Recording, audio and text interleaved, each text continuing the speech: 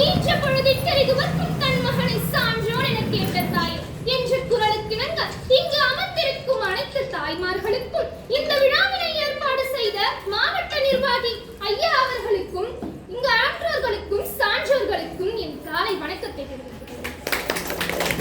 அரசியலமைப்பு சாசனத்தின் தந்தை என்று அழைக்கப்படும் டாக்டர் அம்பேத்கர் ஐயா, இவரை தெரியாதவர்கள் யாரும் இல்லை, அவர்கள் தியாகத்தை பற்றி அறியாதவர்கள் யாரும் இல்லை. அவர் சொன்ன வார்த்தை இன்றும் நினைவிருக்கிறது. அன்று அவர் சொன்னார், என்னை கடவுளாக வணங்காதீர்கள், என்னை ஆயுதமாக கொண்டு போராடுங்கள் என்றார். 3 விஷயங்களை கற்றுக் கொடுத்து சென்றார். கற்பி, ஒன்று சேர், புரட்சி செய்.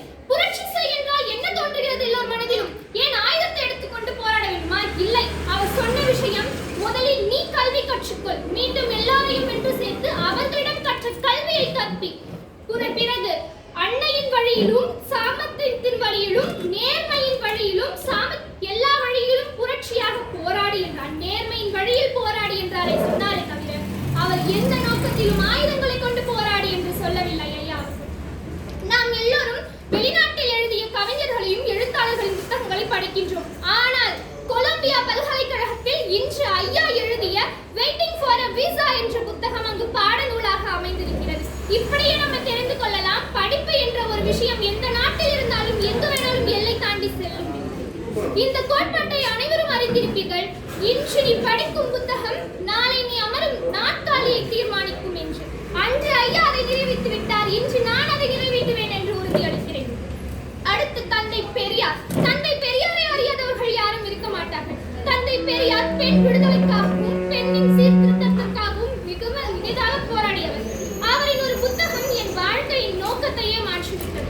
பெண் ஏன் அடிமையானாள் என்ற புத்தகத்தை எழுதியிருந்தார். 1942 முதல் பதிகம் வெளியானது.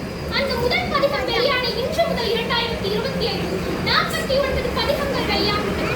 அதை நான் 42வது பதிகம் வரை முடித்து அதன் வழியில் கற்று கற்பிக்கும் வழியை சொல்கிறேன். அவர் சொல்லியிருக்கிறார், வெறும் 10 தலைப்புகள் 80 பக்கங்கள் கொண்ட புத்தகம். வெறும் சிறு புத்தகம் தான், ஆனால் கருத்துக்களோ ஏராளம். அதில் பெண்ணின் மனநிலையில் இருக்கும் இந்த அடிமைத்தனத்தை அவர் உச்சரித்து கேள்வி கேட்க ஆரம்பித்தார். ஒவ்வொரு ஆண்மகனுக்கும் அங்கு அவர் கேள்விக்குரிய வைத்தார், ஏன் அடிமையாக்கினார் என்பது. அந்த 10 தலைப்புகளும் அருமையான தொகுப்பை வெளியிட்டது. அடுத்ததாக கல்வி கண் திறந்த காமராசர், அவரின் விருதை நான் பெற்றிருக்கிறேன். மாவட்டத்திலேயே செங்கல்பட்டு மாவட்டத்தில் அனைத்து அரசு பள்ளிகளில் பயிலும் மாணவர்களை கண்டறிந்து அவர்கள் தேர்ச்சி திறனையும் மற்ற செயல்பாடில் இருக்கும் திறனையும் ஆராய்ந்து மொத்தம் 15 மாணவர்களை தேர்ந்தெடுத்து அந்த 15 மாணவர்கள் சிறந்த மாணவியாக தேர்ந்தெடுத்து இந்த விருதினை வழங்கியிருக்கிறது நம் பள்ளி கல்வித்துறையின் அரசு. அடுத்ததாக இந்த கல்வி கண் திறந்த தலைவர்களை பற்றியெல்லாம் பேசினேன். ஆனால் இன்று எனக்கு ஊக்கம் அளித்தார்கள் அல்லவா, தாவே